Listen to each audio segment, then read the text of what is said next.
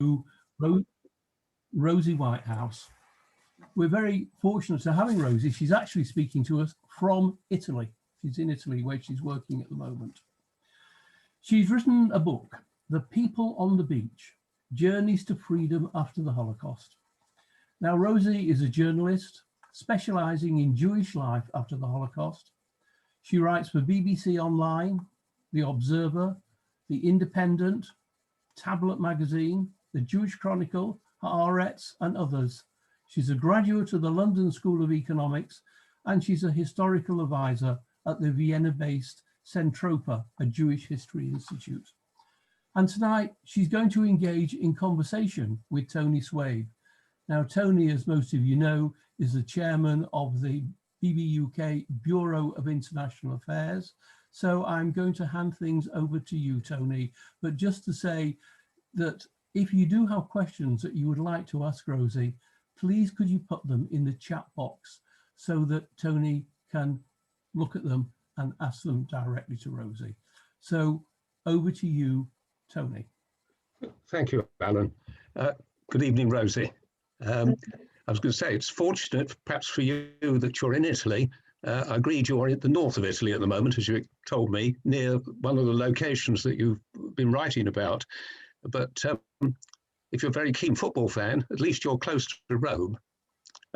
So a thought for you. Let me come on to what we want to talk about. I suppose the obvious question to ask you is, why did you choose to take this particular topic and write about it?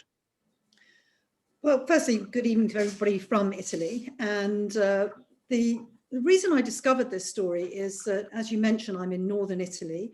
I'm in the region called Liguria, and I'm on the coast, and the coast here is better known as the Italian Riviera.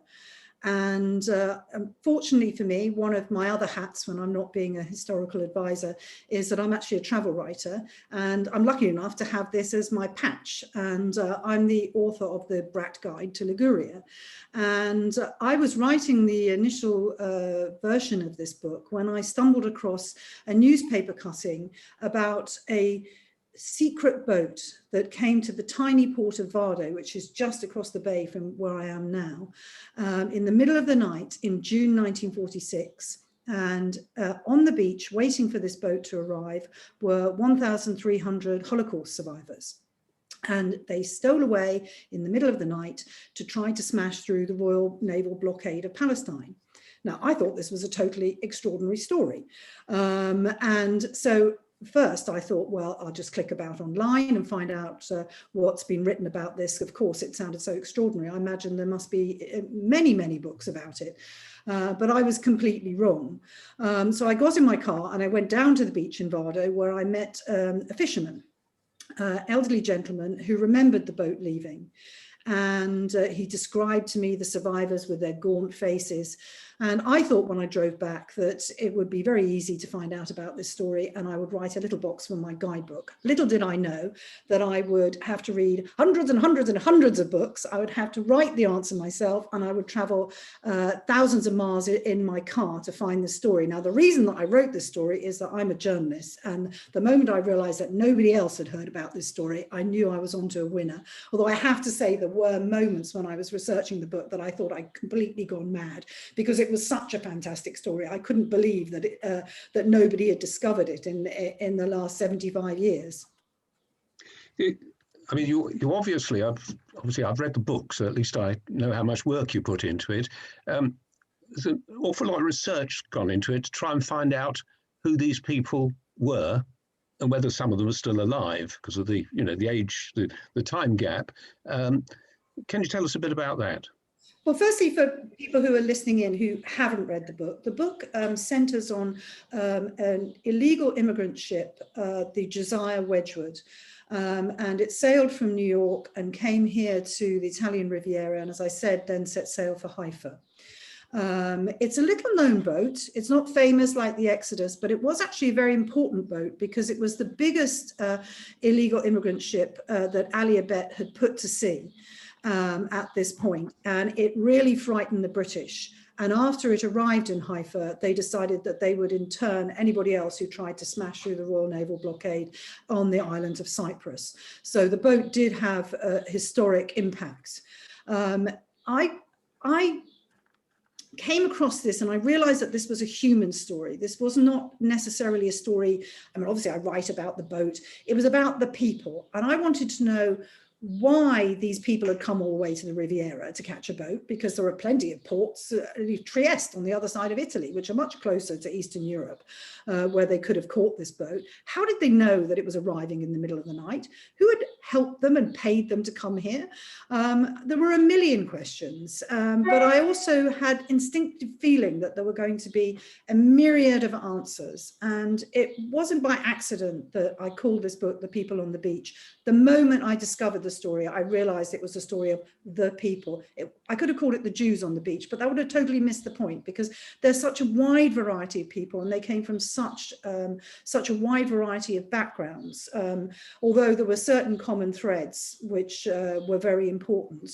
So my biggest problem was to find out who they were. Innocently, when I realized that obviously this was a boat, I felt at first there should be a passenger list. And my eldest daughter, who was at this point working for UNHCR, said to me, for goodness sake, Mommy, this is a refugee boat. They don't have passenger lists. And I felt like an idiot. But then fortunately for me, and unfortunately for my people, when they arrived in Haifa, they were arrested and taken to the Atlit detention center, where the British interned illegal immigrants to the Palestine Mandate. And there their names are written down. Now, this was a huge excitement to me to find this, but although it gave me their names, the country of origin, and the date of birth, it still left many paths difficult to follow, because a lot of people had changed their name on the boat, and they turned their names into Hebrew names, and many of the women had got married. But more importantly, and very frustratingly for me, there were a lot of Romanian Jews who sailed on this boat, and I lived in Romania just after the revolution, and I really wanted to tell the story of Romanian Jewry, because very few people know about what happened in Transnistria, and I was hoping this was going to be an opportunity for me to do this, but for some reason, somebody had Slavicized all of the Romanian names. So Abramovici became Abramovich, which meant it was virtually impossible for me to trace them. So unfortunately, that is not a story that is in this edition of the book, at least, because since I wrote the back of the book, for those of you who haven't seen it, has a list of the names of the passengers that I put together with the names of their parents, which I eventually discovered. And subsequently, over the last year, families have been getting in contact with me saying, hey, that's my grandfather, or hey, that's me. So I'm still longing that one of the Romanians will get in touch with me. What interested me was that you gave quite a bit about the background, obviously about the camps and so on, but I was more interested, because that's what it led to the, as it were, an exodus, in the motivation for people to do this. Why didn't they go home? I mean, I know that's an obvious question. No, I think it's a really important question, because I think that sometimes asking the simplest question gives you the most detailed answers, because I think the real danger that we have with the Holocaust is that because it's so pervasive within popular culture, that we think we know it all. But in fact, we only know a very small part of it, as I just said with as I was mentioning Transnistria. And the Holocaust that we tend to understand focuses on Auschwitz, and it focuses on Poland, and it focuses on what happened during the crucial years of the Second World War. It doesn't look at what happened after the war. And so when I set off in my car to follow the route that the people took out of Europe, I started, and it's interesting because you were all talking about Ukraine, I went to Ukraine, and I went to the town of Rivne, which was then Rovna. And Rivne was the very first town that the Red Army liberated, which had previously been in interwar Poland. And at that point, the Moscow said anybody who'd been a Polish citizen could do as they want. They could stay or they could leave. Now, my assumption was, and I was at this point looking for one of the passengers who was born in Rivne, who I subsequently found. It took me 10 months to track down this man. So as you said, it was difficult to find the people. I assumed that he and his mother and his sister who traveled with him had left Rivne, because Rivne was the scene of the second Baba Yar. In November 1941, 23,000 Jews were murdered in pits outside of Rivne. And it was a really horrific massacre, as these kind of massacres go, because the children were separated from their parents. So the agonizing fear of knowing that your children were in another place and the same thing was happening to you and you couldn't even be with them must have been horrible. And Yitzhak Kaplan, who was a gentleman who came from Rivne, who sailed on the Wedgwood, he was one of the youngest passengers. His sister and her children ended up in the Sosenki pits. And I assumed that must be why the family had left Rivne. And when I got there and I began to discover the story of what happened, and then eventually when I went to Haifa to talk to him, I realized that was very far from the case, because after the liberation, after the defeat of Nazi forces and the arrival of the Red Army, Jews actually came out of the forests and they came into Rivne and they tried to set up a new community in Rivne, and they were helped by partisans who had liberated the town with the Red Army. And what happened was that soon the news that the partisans were putting together a new community and Jews were helping Jews, as soon as this became news in Moscow, it put the partisans and their people in a great deal of danger, because they were on a head-on collision with Stalinism, because they were both Zionist and they were religious. And basically, the partisans who were the leaders were tipped off that if they didn't leave, they would end up being taken to Siberia. So that's actually the reason that many of the people who came from Ukraine left, not simply because there was a civil war on the ground, but it was because of the fear of Stalinism. And I found that an extraordinary revelation, and that's why I think it was very important to ask this simple question: why did you leave? But some of them did go home, as I understand. In other words, back to Poland and other countries. What sort of reception did they get? Well, they had a very brutal reception in the majority of cases. They arrived home, they found strangers living in their houses. Sometimes they were neighbors, they were people they knew who had moved into their houses. And of course, they were complicit in theft, so they weren't very pleased to see their former neighbors coming back. And actually, I thought this was a really interesting question, because although there were anti-Semitism in Poland, and there was sometimes violence towards Jews, it was nothing on the scale of what erupted during the war and what appeared afterwards. And I was very intrigued to find out the answer to this question. There was a personal reason that I wanted to find out the answer to this question too, is that when I was a little girl, my father worked at a hospital in London, and his two best friends were doctors at the hospital. They both were Polish. One was a Christian Pole and one was a Jewish Pole. And they had survived the Katyn Forest massacre and Monte Cassino together, and they were the best of friends. And both their wives had been in Auschwitz, and they were always at our house, and they were always talking about the war.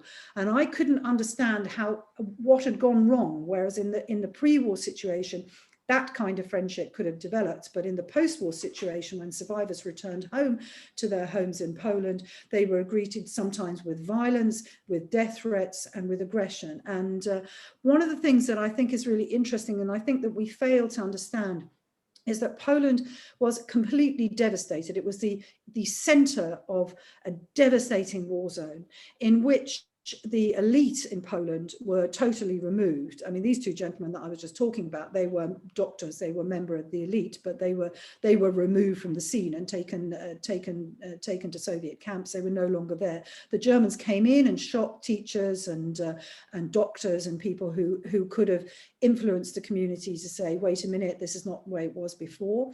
And the mostly peasant or working class communities that remained in Polish towns, cities and villages, it was obvious these people were starving. They were in the most desperate situation. So if you knew your neighbors had been taken away, but they'd left a cupboard full of food, they had warm coats hanging in their wardrobe, but they might have a better insulated house than you, well then I'm afraid you'd be a bit of an idiot if you didn't move in.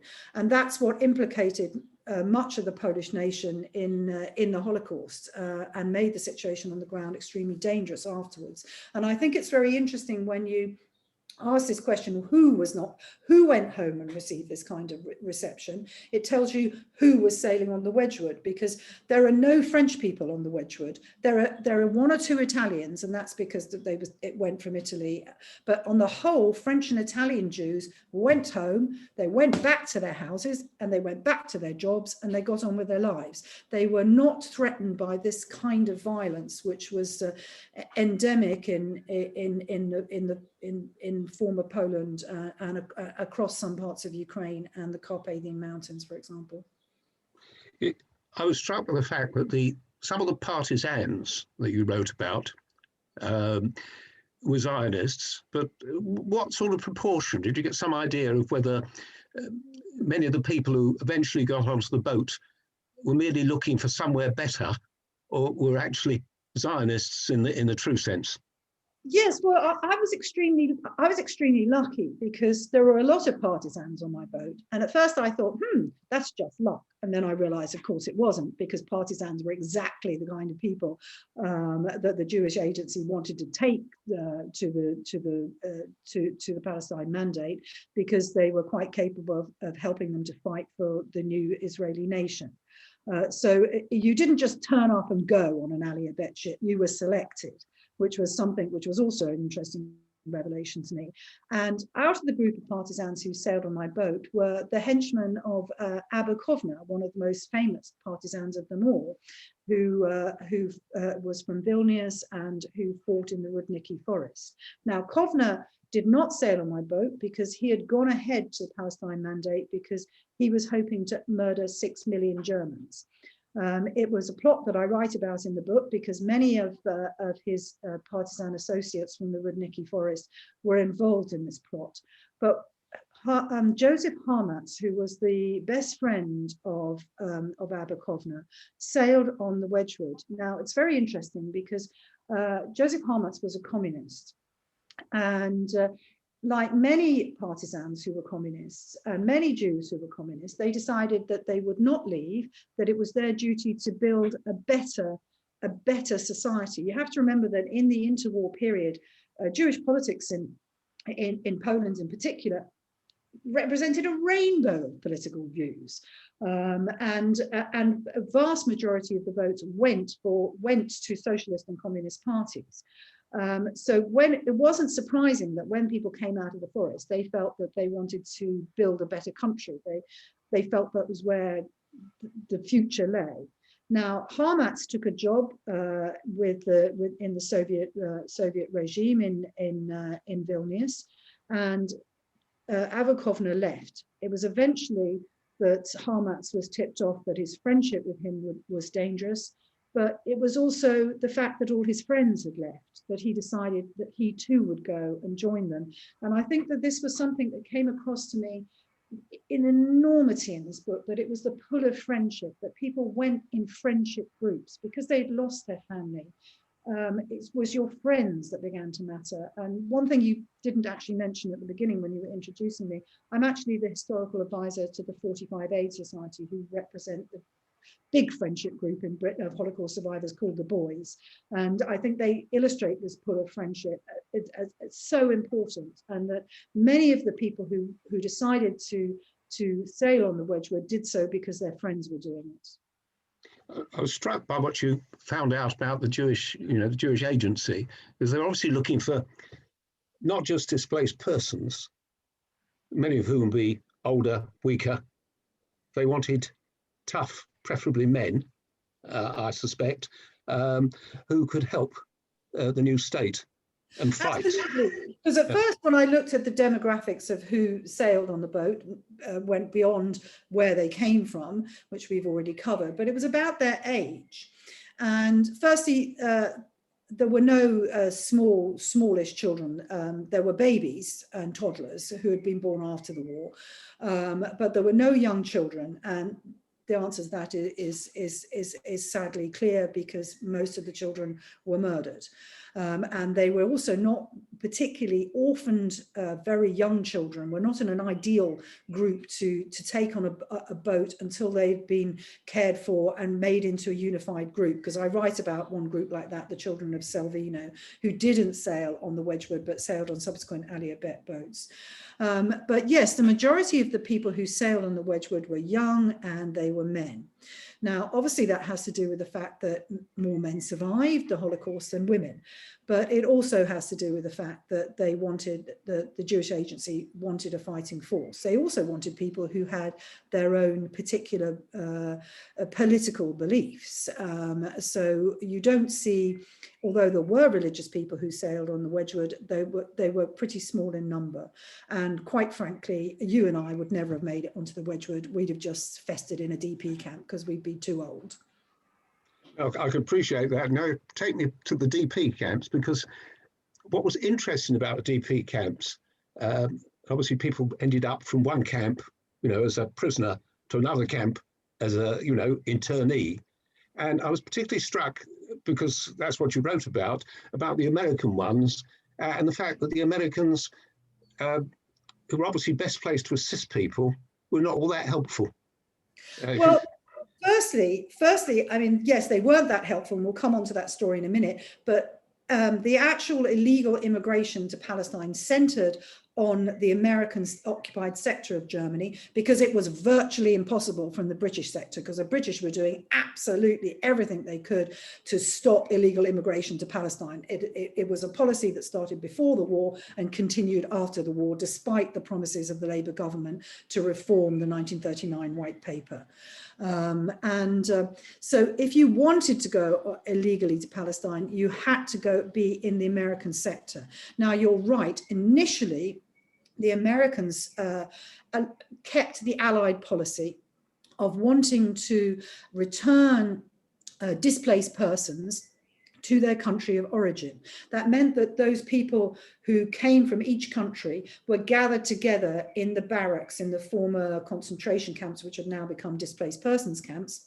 So you as a Jew could find yourself with a Hungarian who'd worked for the Nazis in the camps, and you were in the same barracks together. It was an incredibly, not just uncomfortable, but also actually very dangerous situation for you to be in.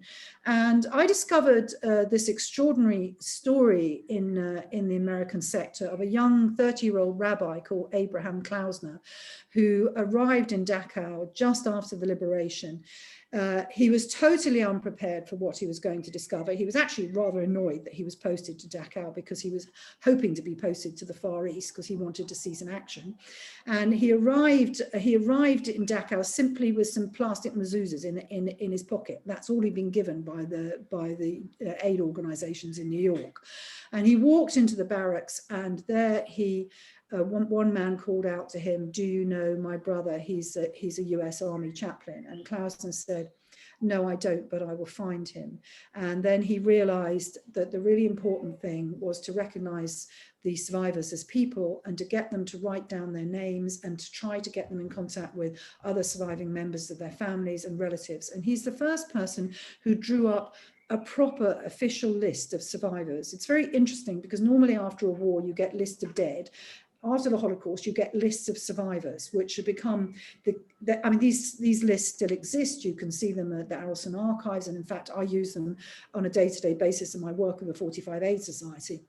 And they're very revealing, and they're very interesting. And Klausner's list was very, very important. And he pinned it up in his office, which was in the Deutsche Museum in Munich. And it soon became the beating heart of this exodus from Europe, that people would pass through his office. They would tear off the pages, and then they would write on the wall that they had been through the office and where they were headed, so that if anyone came in contact with them, they would find them. Now, Klausner always said he was not a Zionist, but I find it quite difficult to believe that he wasn't really, because he became one of the conduits between the survivors and the Jewish Brigade, who had fought their way up Italy. And the Jewish Brigade went AWOL from the British Army and basically became a military organisation, paramilitary organisation, helping the survivors to get into Italy, where they linked with the agents from the Jewish Agency. Can I just pick up a couple of points there? One, go back to Klausner. I mean, it was a very interesting point in the book about the Seder service he organised. Now, to organise a Seder, but it was, if you could tell us a bit about that, because it wasn't the one sort that we attend. Yeah, not at all. But actually, I think that one of the things that I found was so interesting is that obviously, I mean, people always say, you know, it's a sort of common trope that after the Holocaust, people lost their religious beliefs. Maybe they temporarily lost their religious beliefs, or they lost their belief in God, but they didn't lose their desire to follow a Jewish way of life. And for many of the survivors, these Jewish festivals that came after the liberation were absolutely crucial. The first Yom Kippur after the Holocaust was a moment when people realized it really hit them, because, you know, parents had no children to bless and children had no parents to bless them. And this was a really dramatic moment. But by the time you come to Passover of 1946, you're actually coming, and I think I'm going to surprise you now by saying you come to the worst moment for survivors. It wasn't May, June, August 1945. For those people who were festering in the DP camps, it was 1946, where things had got so desperate. They knew they couldn't return home to Eastern Europe, and they had nowhere to go. And Klausner organized a Passover service in a theatre in Munich, and he invited all of the bigwigs who were involved in the American occupied sector, and it was really like a big publicity stunt that he put on in order to convince the American authorities who were there that they should help the survivors. But it was also to inspire the survivors themselves to build a new future. And he even had his own prayer book made up for the Seder with pictures, pictures from Auschwitz. So it links the survival from Egypt with the survival from Auschwitz, and it was an incredibly electric moment.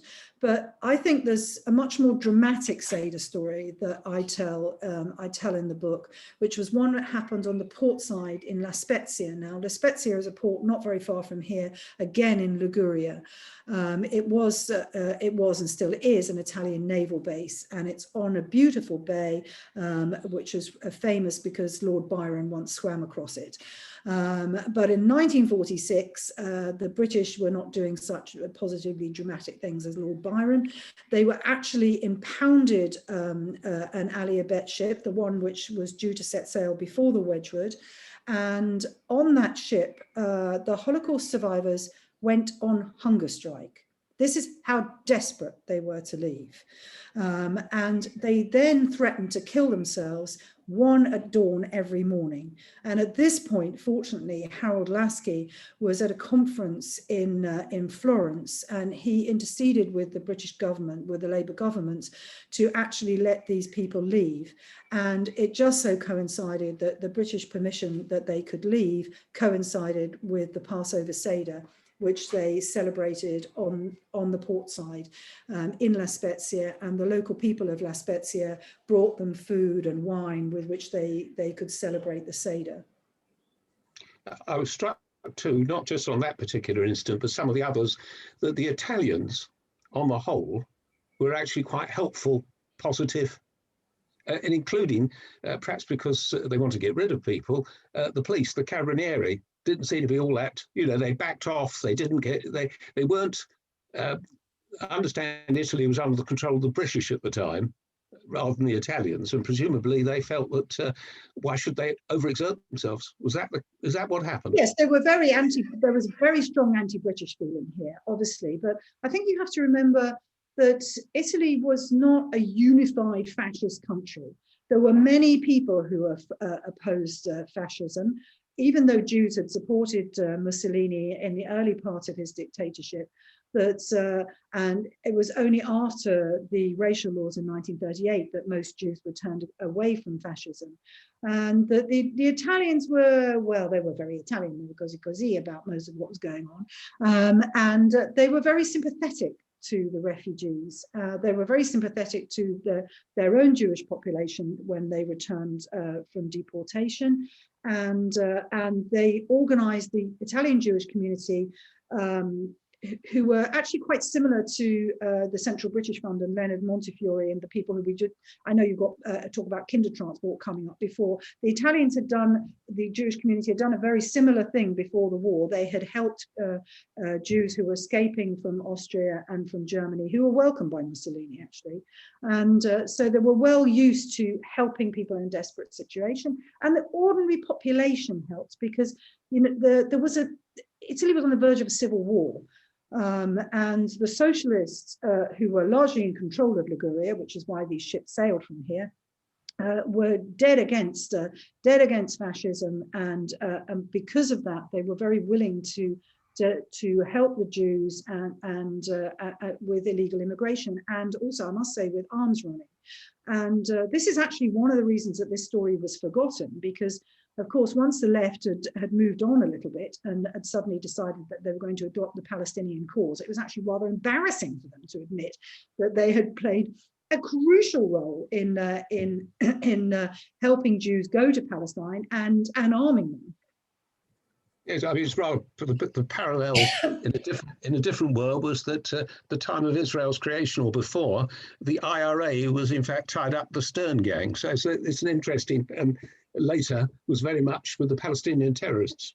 So yes, basically, you know, what we see during this moment in Italy is that the Jewish agency operating here were at basically they were at the top of MI5's hit list. There were I'm very near a really big Mediterranean port of Genoa. So you would have thought, why didn't the Josiah Wedgwood sail from Genoa?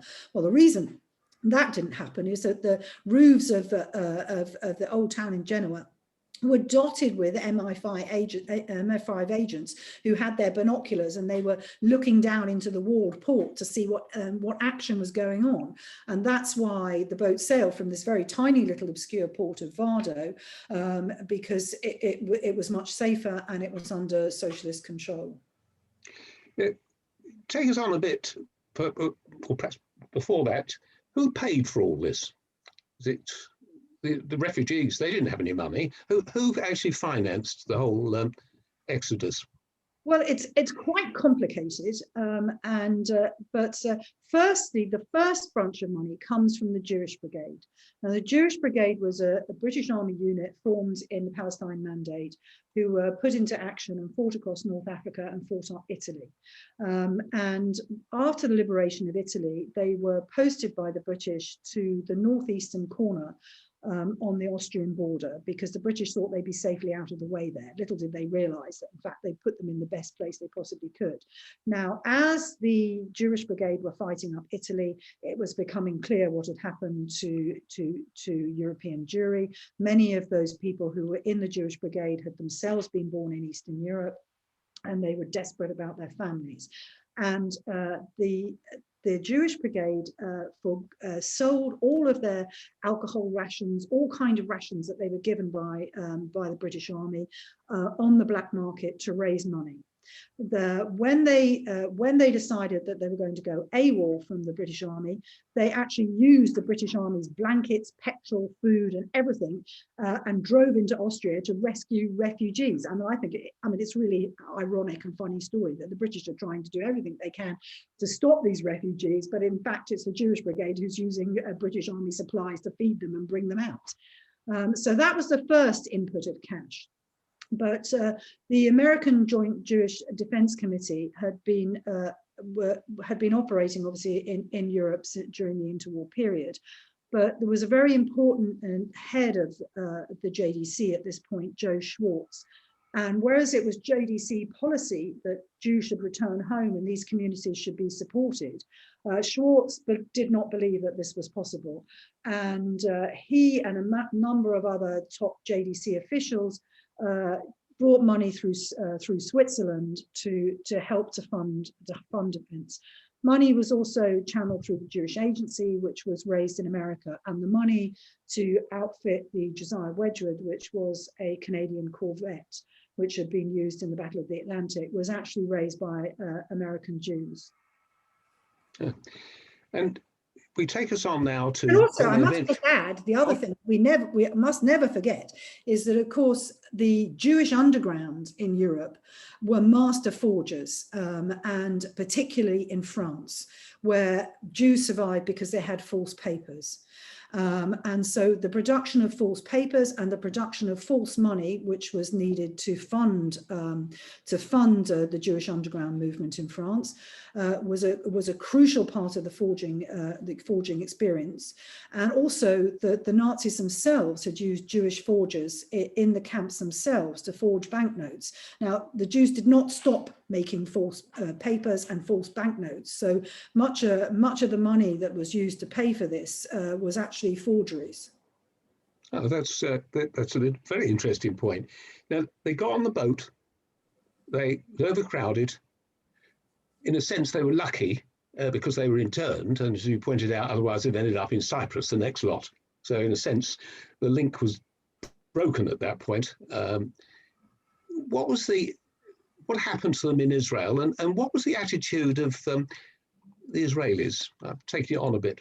Yeah, I mean, I was very surprised when I came to this part in the book, because I was surprised, firstly, that they were survivors who came on these Aliyah Bet ships were not particularly welcomed by Jews who were living in the Palestine Mandate. There was a lot of fear that it could upset the apple cart. Things were already getting quite difficult with the Arabs, so people were fearful about numbers and how they were going to manage things. Ben Gurion himself was fearful about this. But also there was actually very little knowledge about what had happened.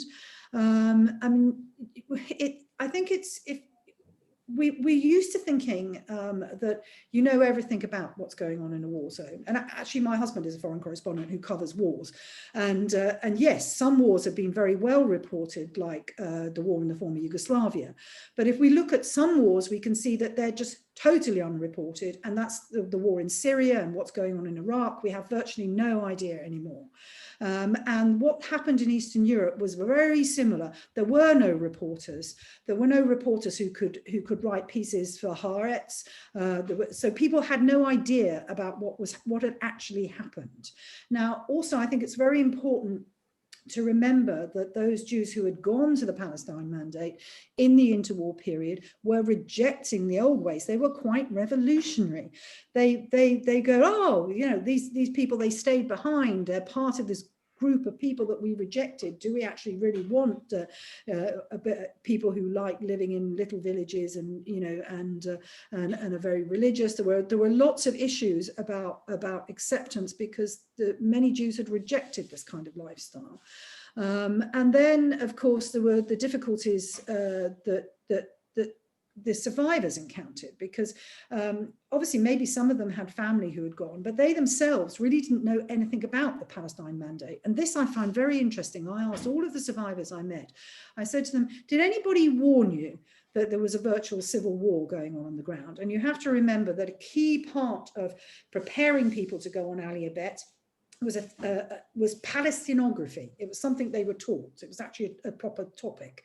So you would learn in your Palestinography class, you would learn Hebrew, you would learn the stories of the Bible, you would learn the geography of Palestine. But in Palestinography, nobody bothered to mention what was going on the ground. And of course, as we've mentioned, a lot of these people were quite young people. So they might not have been reading the papers in 1936, 37, 38, knowing that there was a rising problem between Jews and Arabs in the Mandate. And so they arrived totally ignorant of the situation on the ground. They were also totally ignorant of about how the kibbutz system functioned. And most of the survivors who arrived were then put on a kibbutz. And then they really felt their noses put out of joint, because they'd see somebody had curtains and somebody had a side table, but they were given just a room with a bed and a crate, and they thought they were being badly treated, whereas in fact they were just being treated like any new arrival to a kibbutz. So yes, it was very difficult. And also I think that, you know, just as we have to remember that, you know, that after the Holocaust, caring for people with extreme trauma was still in its most rudimentary elements, and people had very little idea what these people had been through, how these children had spent the last 6 or 7 years of their lives, and how you should react to them. So people weren't interested in their story, and they also assumed that they survived because they'd done something dubious, particularly if you were a woman, you were immediately labelled as a prostitute. So that's an interesting point about the Israelis' lack of, I suppose, interest, or they thought they'd all heard it before. You know, they've heard it, don't want to hear it again, and concern with their own problems. You know, yes. 48, 49 and so on. Absolutely, yeah. Concerned with their own problems. That, I mean, you know, throughout the war, they had themselves been concerned with their own problems, because don't forget that German forces were, you know, thundering across North Africa, and it was they were in a very dangerous situation, and the Jews were not just in a difficult situation in Eastern Europe, they were in a terrible situation in Iraq. During the war, there was the rescue of Jews from Baghdad. So yeah, the Jewish Agency had an awful lot on its plate, to put it bluntly. Now, I wonder whether we've got everyone to, you know, to Israel, and you've covered quite a lot here. I wonder whether our audience, you know, has got some questions. And I was trying to look, and I couldn't see anything for the moment on the chat screen. If we could open it up, if that's okay, so that I've asked you quite a lot. I may not have asked you what they want to know. Let's find out. Now, are there any questions? I can't pick up anything on the chat thing, but someone waved their hand. Well, could I ask you a question first of all? Yeah. If Italy was under the British control, why did the British allow the boat to sail to Palestine, knowing that it was going to be stopped once it got to Palestine and people put in camps? Why did they let it leave it, or was it so secret? It was so secret that the British couldn't stop it. These things were carried out in the most top secret way possible. The Josiah Wedgwood, as I said, sailed from New York. It was taken to Savona, which is another port on the coast here. And it was pretended that everyone said it was a banana boat, and that's why they were kitting it out with hammocks and shells. Now, anybody who knows anything about bananas knows that you transport them hanging on a hook. But back in the day, it was so long since anybody's seen a banana that probably most people have forgotten this. But Savona was a socialist town controlled by the partisans. So the British agents and the British army couldn't really get into Savona to operate. And the British were doing everything they could to try to stop the underground, but they were just not powerful enough, and it was far too secret. It was very similar. It was a similar story in France, where the Jewish underground were working with the socialists to help Jews leave from the displaced persons camps in Germany and leave from the south of France. And they also had training camps where they were training young men how to use guns and everything before they set sail. I can't see any hands raised. There's nothing in the chat box. Anyone want to ask a question? You'd have to unmute yourself if you're going to ask a question. I've got a question, right. David. Yeah, right. David, okay. Can you just follow on from having left Italy, how did the ship actually get into Israel, or was it stopped by a blockade around Cyprus? Can you just describe that? I haven't read the book. Yes, the ship sailed and sailed through the Straits of Messina and then out into the Mediterranean. Now, this corvette normally had about a crew of 50 or 60, and on this boat, which was rocking and rolling, because that's what corvettes do, were 1,300 people crammed on bunk beds and in hammocks. I mean, one gentleman I interviewed, he told me that literally the next person was above him like this. Now, it was far too dangerous, basically also for the rolling of the boat, to let too many people upstairs. But the problem was that the RAF were flying across the Mediterranean looking for these boats. So as soon as they saw a large amount of people on top of a boat, then they would swoop down and the British destroyers would come in. So these people had to make this week-long journey in the most appalling conditions below the deck, and they were violently sick. I mean, they were lucky the weather was good, and nobody actually died. And the boat didn't sink. I mean, it was pretty successful, because if something had gone wrong, there were only a couple of lifeboats, and half these people couldn't swim. So it was a disaster in the making. Now, when they arrived off the coast at Haifa, the British destroyers came alongside the boat, and the boat was boarded by the Royal Marines. It's very interesting, this story, because many of the Royal Marines found this extremely distasteful job to do. And I think that what happened with much of the Royal Navy and the British Army in the Palestine Mandate put many British soldiers in a very difficult position. I mean, my own father-in-law was in the British Army in the Palestine Mandate, and because he was Jewish, he was given the option of leaving. But you may also have not been Jewish and not given that option, but been very sympathetic towards the refugees who were coming in. Now, when the Royal Marines boarded the Wedgwood, the orders were given not to fight back. But the most important thing that was told to the young boys who were sleeping on the deck was that they had to throw the guns overboard. So the Wedgwood was also gun running. And then the boat was, the engines were disabled and the boat was towed into Haifa. And there the people were taken off the boat and taken by bus to Atlit. And actually on the port side in Haifa were families who were waiting, who would come down to the port side, and people would be shouting out the names of the towns. They'd be shouting out Warsaw, Vilnius, and waiting for people who came asking for their relatives. So it was extremely emotional, a really emotional moment, the arrival. And I have to say, one of the problems that also was that my poor people on the boat had now spent an entire year in Italy, and they were thinking that's what life in the Mediterranean was like. And many of them were actually quite disappointed when they got to Palestine, and they realised it wasn't quite as pretty as Italy. So yeah, their first sight of the land around Atlit was quite a shock with its barren rubble. Warren, you had a question. Yes. Who in the UK was controlling events? Was it Ernest Bevin? Was it Attlee? Or the Foreign Office? Who was actually controlling or instructing the military and security services what to do in Italy and what to do in Palestine? Well, it was the entire Labour government. So just like any government, you're quite right in mentioning Bevin.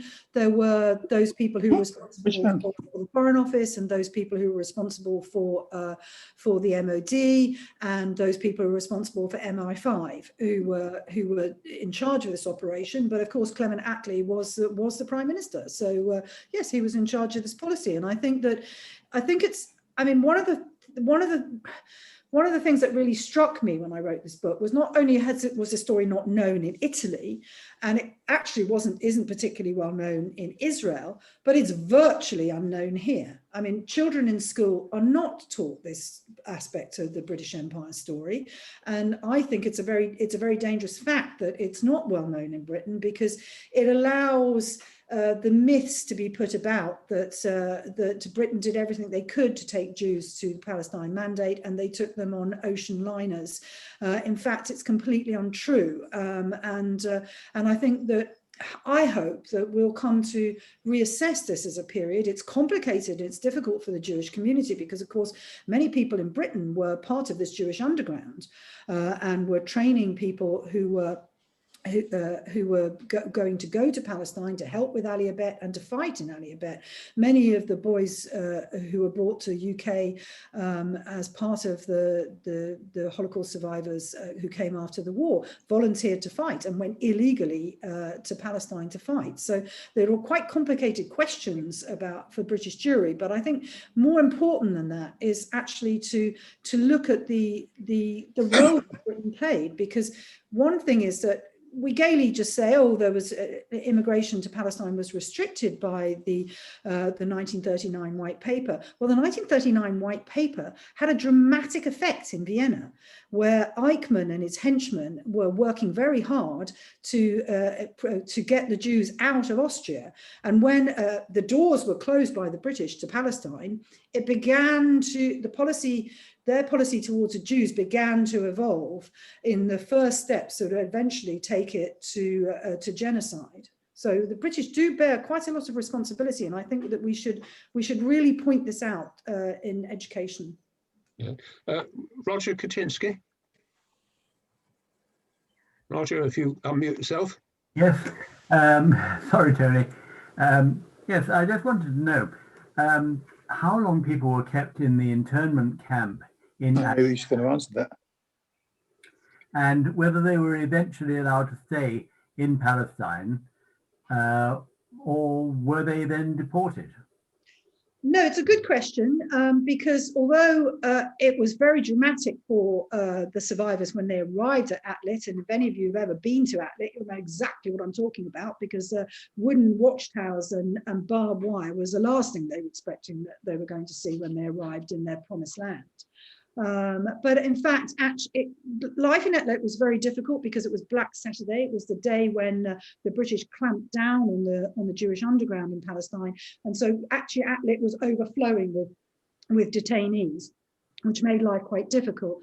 But the people on the Wedgwood stayed about 2 to 3, at maximum 6 weeks. Of course, the first people who were released were the partisans, that goes without saying, and eventually everybody was released. Nobody was deported, and people were resettled. They had very small amount of money, and in fact, one of the stories that I tell is about a young man who had been in the Warsaw Ghetto, had lost his entire family, and he managed to get released along with the partisans because he was mistaken for a partisan. He was one of the first people to leave, and he left his wife behind in Atlit to go to try to find somewhere for them to live in Tel Aviv.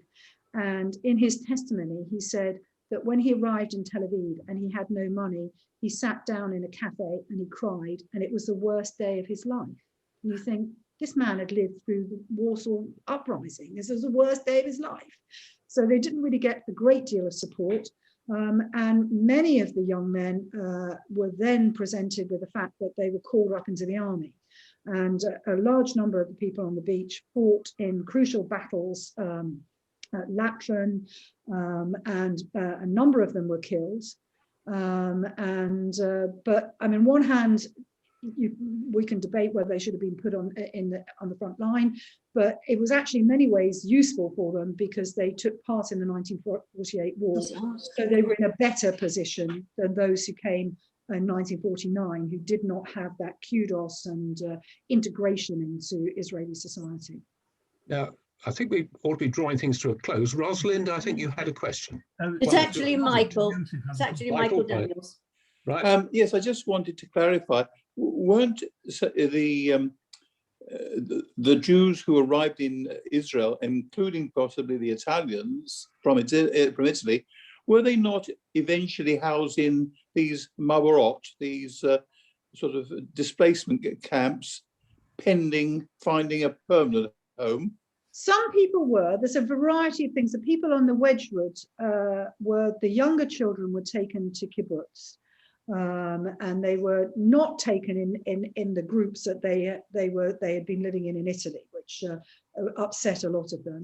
But other people were given very little help. I mean, one of the people that I interview in my book is a Greek survivor called Moshe Hayelion. And Moshe Hayelion was a survivor of Auschwitz. And he joined the Aliyah Bet movement, and then found himself stuck in Italy with a group of about another 40 Greek Jews who were just not being put on boats. And that's because they were not the members of any of the Polish political parties, and nobody was interested in them. And it was exactly the same when they arrived in Israel. They found there was no support whatsoever. And Moshe told me that he and his Romanian-born wife, who he met on the Wedgwood actually, he literally built them a lean-to shack in Tel Aviv to live in.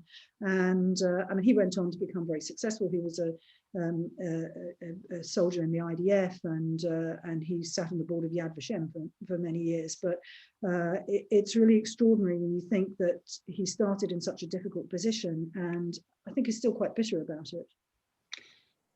Oh, thank you, Rosie.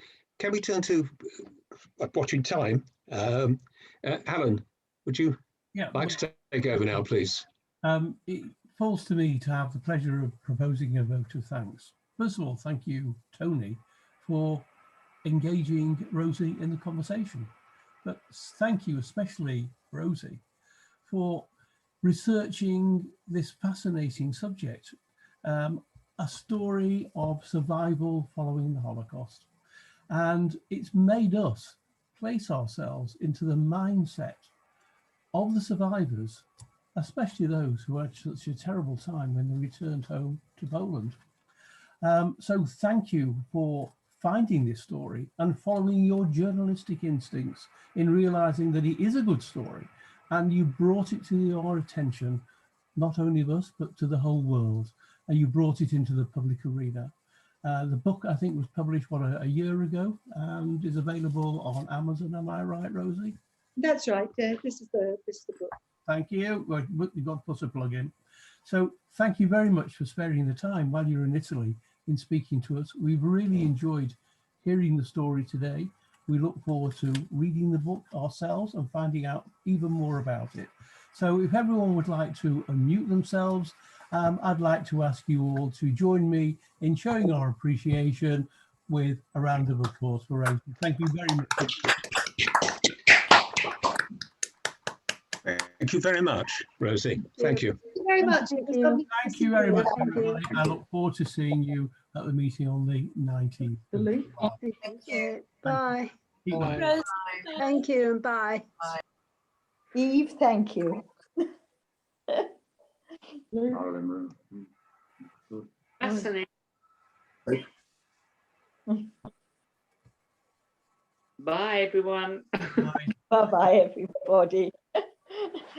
And that was just a personal thank you to Eve.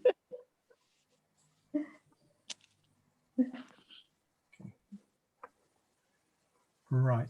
Well, cheerio, everybody. Thank you for joining us. Have a good evening, and we'll see you again soon.